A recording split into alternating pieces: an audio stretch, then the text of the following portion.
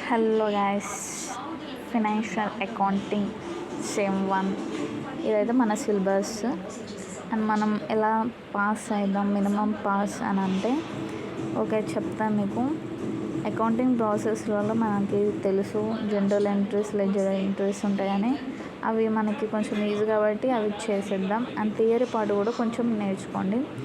Subsidiary బుక్స్లో కూడా theory పార్ట్ను problems మనకి సింగిల్ కాలం, త్రిబుల్ కాలం, డబుల్ కాలం అవైతే పక్క షూర్. మెయిన్గా అయితే త్రిబుల్ కాలం నేర్చుకోండి.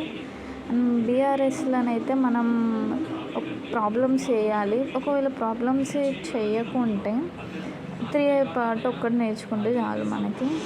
అండ్ ఇక్కడ 4th యూనిట్లో మనకి రెక్టిఫికేషన్ ఆఫ్ ఎర్రర్స్ నేర్చుకుంటే బెటర్. దీంట్లో ప్రాబ్లమ్స్ ఉన్న థియరీ పార్ట్ నేర్చుకుంటే మనకి సెకండ్ అయితే అవసరం లేదు. Only rectification of errors, problems ఇస్తే బెస్ట్, మనకు చాయిస్ ఉంటుంది కాబట్టి. ఓకే. అండ్ ఫైనల్ ఎంట్రీస్లో కూడా థియరీ నేర్చుకోండి, ప్రాబ్లమ్స్ నేర్చుకోండి. ప్రాబ్లమ్స్ మీరు ప్రాక్టీస్ చేస్తే పక్కా ఈజీ అవుతుంది. సో ఇలా చేస్తే మనం మినిమం పాస్ అవుతాం, మినిమం కంటే ఎక్కువ కూడా పాస్ అవుతాం.